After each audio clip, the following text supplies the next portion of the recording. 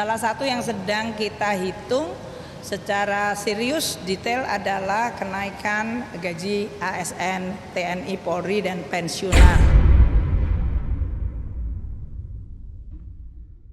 Belakangan, santer terdengar kabar terkait isu kenaikan gaji PNS atau ASN pada tahun 2024 nanti.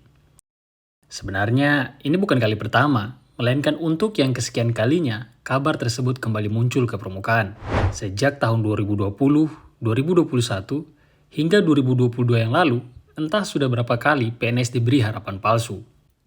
Yang terbaru, pemerintah pusat berencana akan memberlakukan single salary system, di mana tunjangan dihapuskan dan akan ada kenaikan dan penyetaraan gaji bagi seluruh PNS di Indonesia.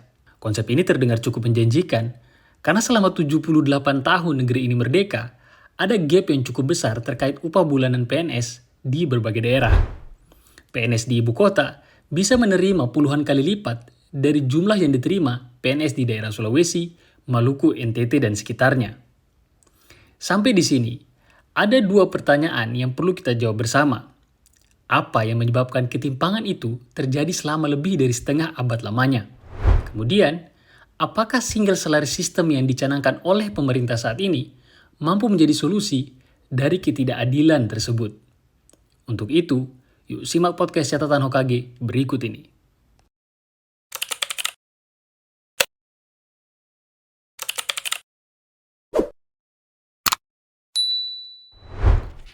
Pegawai negeri sipil atau yang sekarang dikenal dengan aparatur sipil negara adalah profesi sejuta umat yang seringkali jadi rebutan warga Konoha. Setiap tahun, jutaan warga mengikuti seleksi untuk memperebutkan profesi idaman calon mertua. Katanya. Walaupun demikian, tahukah kamu warga bahwa banyak PNS Indonesia yang hidup dengan gaji pas-pasan selama ini? Terlilit utang, bahkan terpaksa menggadaikan SKPNS di lembaga perbankan hanya buat nikah. Hal ini sudah menjadi rahasia umum. Mengapa demikian? Karena nyatanya, gaji PNS saat ini dinilai cukup buat bertahan hidup, tapi tidak untuk menikmati hidup. Ini bukan soal bersyukur ya warga. Karena tentu masih banyak orang yang hidup dengan gaji lebih kecil. Tapi masalahnya, PNS adalah tulang punggung pelayanan publik di negara kita. Mereka berada di garis terdepan yang melayani warga selama ini. Rendahnya tingkat penghasilan tentu akan mempengaruhi kinerja mereka di lapangan. Banyak PNS korupsi hingga gagal fokus dalam melayani masyarakat karena jumlah penghasilan yang diterima ternyata seringkali pas-pasan atau bahkan kurang cukup untuk menutupi biaya hidup yang terus meningkat saat ini. Kalau mau ditelusuri, berdasarkan survei biaya hidup yang dilakukan BPS pada tahun 2015 yang lalu, dari 82 kabupaten kota, rata-rata standar biaya hidup yang dibutuhkan oleh satu keluarga beranggotakan 4 orang adalah sebesar Rp4.600.000. Jika angka tersebut disandingkan apple to apple dengan besaran gaji pokok pegawai saat ini, maka hanya pegawai golongan 3D sampai dengan golongan 4E yang gajinya dinilai mampu memenuhi standar biaya hidup tersebut.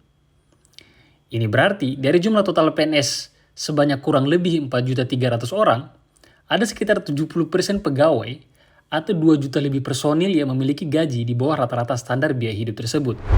Kalau ada warga yang berpendapat, tapi kan ada tunjangan. Gini ya warga, biar nggak gagal paham. Justru disitulah letak permasalahannya. Gaji memang telah diatur setara untuk seluruh ASN dari Sabang sampai Merauke, sebagaimana yang dimuat dalam peraturan pemerintah nomor 15 tahun 2019. Sayangnya, tidak demikian dengan aturan terkait tunjangan PNS. Karena berdasarkan Undang-Undang nomor 5 tahun 2014 tentang aparatur sipil negara, khususnya pasal 80 ayat 5 dan 6, jelas dinyatakan bahwa tunjangan PNS dibebankan pada APBN untuk di pusat dan APBD untuk di daerah. Bagi warga yang belum paham apa itu APBD, APBD adalah alokasi pendapatan dan belanja yang dimiliki daerah dalam waktu 1 tahun. Hal inilah yang menyebabkan tunjangan di setiap daerah itu berbeda-beda. Kok bisa? Karena jumlah anggaran pendapatan dan belanja daerah atau APBD tadi di setiap daerah itu berbeda-beda. Ada yang kaya setara sultan, dan ada juga yang sudahlah. Kalau kamu ikuti video sebelumnya, sudah sempat Hokage jelaskan bahwa pendapatan daerah itu didominasi oleh pajak. Pajak itu sangat bergantung pada populasi. Nah, populasi padat merayap seperti Jakarta, Jawa Barat, dan Jawa Timur tentu tidak akan pernah bisa diimbangi oleh kabupaten kota di luar Jawa. sehingga akan sangat sulit untuk mengejar jumlah pendapatan yang sama. Jika sudah demikian, penyetaraan jumlah tunjangan hampir mustahil dilakukan. Hal inilah yang terjadi di negeri tercinta Konoha kita selama ini. Berdasarkan data yang Hokage kumpulkan, nampak dengan jelas ketimpangan tunjangan antara Provinsi Jakarta, Lampung, dan Sulawesi Tenggara. Perbedaannya bak gunung dengan jurang yang terjal. Kalau seorang kasubag di Jakarta bisa menerima hingga lebih dari 20 juta sebulan, beda halnya dengan kasubag di Sulawesi Tenggara yang bahkan menerima kurang dari 4 juta sebulan. Begitupun dengan level kabak hingga setingkat sekretaris daerah. Jadi warga jangan heran kalau ada PNS yang bisa healing setiap tahun ke berbagai kota-kota besar, tapi lebih banyak lagi PNS yang terpaksa menggadaikan SK PNS di lembaga-lembaga perbankan. Ironinya, dengan gaji yang pas-pasan itu, jajaran pejabat pemerintah pusat terus menjadikan PNS sebagai kambing hitam atas kinerja pemerintah daerah yang tak kunjung membaik, bahkan sempat menerapkan kebijakan pemangkasan birokrasi untuk meningkatkan produktivitas. Well, ini nggak ada salahnya.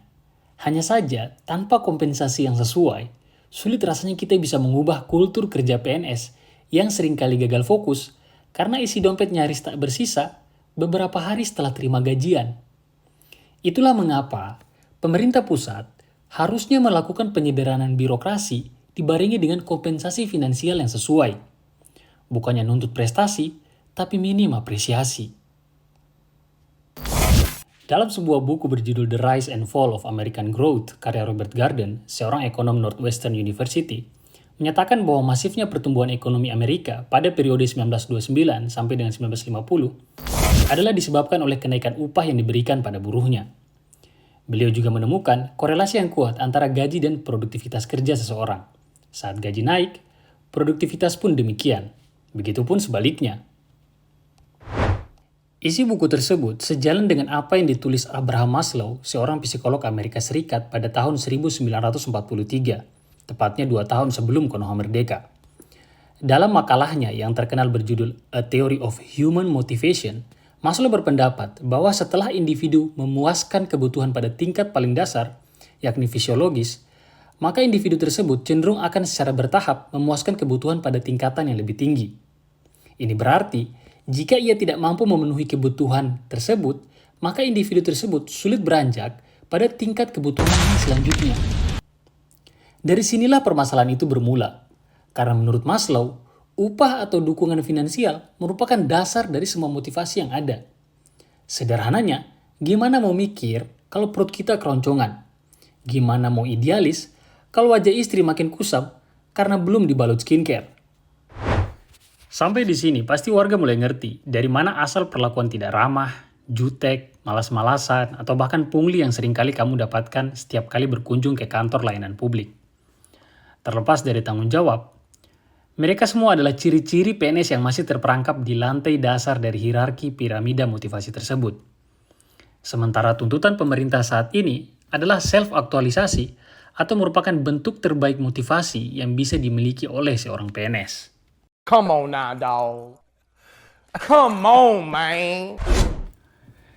Untuk itu, Hokage sangat setuju dengan wacana single salary system yang rencananya akan diberlakukan pemerintah mulai 2024 nanti. Single salary adalah konsep yang merujuk pada sistem pembayaran gaji di mana semua PNS dalam suatu negara menerima besaran gaji dengan selisih yang wajar antar instansi dengan memperhitungkan kelas jabatan, tanggung jawab, atau kinerja mereka. Pendekatan ini dapat mempromosikan kesetaraan dan keadilan dalam pembayaran gaji, mengurangi kesenjangan pendapatan, dan menciptakan iklim kerja yang lebih harmonis di antara PNS se-Indonesia. Sehingga tidak ada lagi yang merasa diperlakukan tidak adil atau diskriminatif dalam hal kompensasi. Hal inilah yang sudah diadopsi Jepang puluhan tahun lamanya. Gaji PNS di negeri Sakura, baik tingkat prefektur atau tingkat provinsi dan munisipalitas tingkat kabupaten kota, menerima gaji dengan jumlah yang hampir setara. Kalau kamu bilang mereka beda karena negara maju dan lebih kaya, mohon maaf nih, kamu mainnya kurang jauh. Soal penyetaraan gaji bukan hanya masalah duit, tapi lebih tentang political will para pejabat dalam mewujudkan pelayanan publik yang berkualitas. Kalau kamu ikuti video sebelumnya, Hokage sudah sampaikan, besaran utang terhadap isi dompet negara Jepang itu sudah lebih dari 200%. Bandingkan dengan Indonesia yang baru menyentuh 39,57% pada akhir 2022 yang lalu. Tapi, Jepang masih sanggup memberi PNS gaji yang layak. Mengapa? Bukan hanya karena mereka negara maju, tapi kembali lagi PNS itu kaki tangan pemerintah di garis terdepan pelayanan publik. Jadi tingkat kesejahteraan mereka perlu diperhatikan dulu sebelum menuntut ini dan itu. Selain itu, kalau mau bicara soal keadilan, walaupun Jepang tak paham Pancasila, tapi mereka sadar betul pentingnya sila kelima, keadilan sosial bagi seluruh rakyat Jepang. Indonesia maksud saya. Untuk itulah, single salary system perlu diterapkan agar ketimpangan tersebut bisa dikurangi. Dengan parameter yang tepat, sistem ini harusnya bisa menjawab permasalahan kompensasi PNS Indonesia selama ini. Sayangnya, berdasarkan penelusuran Hokage sejak berita itu viral, nampaknya ada beberapa hal yang ditakutkan akan menjadi batu sandungan dalam implementasi kebijakan tersebut nantinya. Pemerintah kini tengah mempersiapkan pemberian tunjangan kinerja berdasarkan hasil usaha tiap-tiap para aparatur sipil negara. Tak lagi sama rata di antara institusi. Ini kalau nggak diatur bahaya ke depan. Peningkatan PAD di daerah, Pak Sekjen, bukan untuk membangun jalan yang rusak, tetapi nanti untuk pertama untuk peningkatan tunjangan kinerja dan lain-lain. Nah, dari dua video tersebut, sadarkah kamu bahwa ada beberapa hal yang perlu didiskusikan lebih lanjut agar kebijakan single salary system nantinya bisa efektif dan efisien, serta mampu memenuhi ekspektasi tidak hanya Bapak Presiden, tapi juga PNS sekalian. Di antaranya, pertama,